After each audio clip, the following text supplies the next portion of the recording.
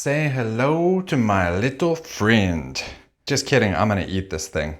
Okay, today's life lesson I think is a very cool one. It comes from a book called Atomic Habits. Basically, the idea is if you're trying to build a new identity or trying to work on a new habit or something you want to learn, like going to the gym, a new diet, or even building the habit of reading, it can be difficult because you start off with great intentions, like your New Year's resolutions, and you're like, I'm gonna do it.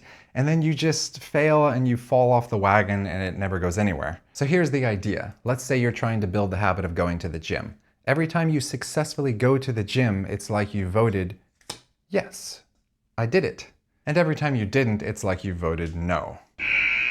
You put your yes into the yes jar, you put your no into the no jar. Imagine having jars, and every time you're dropping this vote into the yes jar and this vote into the no jar. It's not important if you get a single no. What's most important is that after a month, you look at the two jars and there's like 70% more full in the yes jar. If you got like 70 to 80% of this jar full compared to the other one, you are building your new identity. Slowly but surely over time, you start to feel like, I am a person who goes to the gym. It's not like you hit some specific goal and then you're like, I did it, I'm a gym person, I'm done. This kind of a habit and a belief system is something that is built slowly over time and just becomes subconsciously who you are. And the really powerful thing about this metaphor is that if you make a mistake, you're not going to be like, oh, I messed it up, just forget it.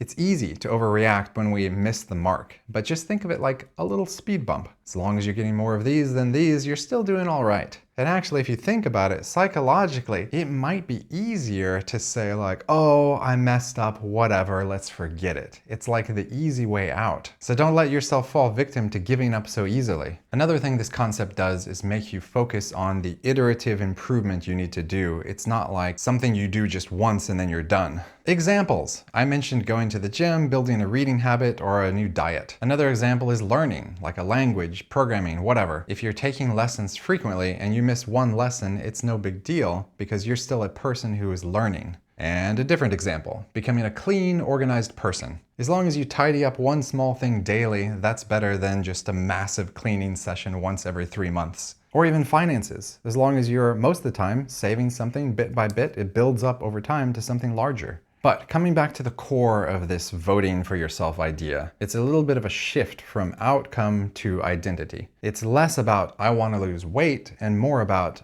I'm the kind of person who doesn't skip my gym workouts. Every yes you put into the jar votes for that person. Two more things I would like to say. One thing I would just like to drive home is emotional overreaction. When we are trying to push ourselves in a new direction, it is easy to overreact in a negative way and say, I missed one day, I'm inconsistent, I always fail, screw it. But instead, this idea of keeping an overall percentage of votes which way you're averaging towards is more powerful and positive, and actually true. Last thing I want to leave you with. I had a friend who was working on diet, like reducing his calories per day. And I remember sometimes he would tell me on the phone, he's like, well, I already blew my calories for today, so whatever. I'm just gonna go all in and like enjoy all these desserts and everything. And I think this can apply to other things outside of diet.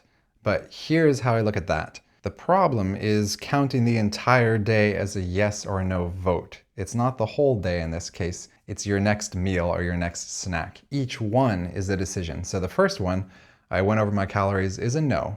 The next one is a separate vote. You can still vote yes to the next one. In this particular situation where you could have multiple times to choose per day, each one is a vote. Don't count the entire day as being ruined. That is the fallacy.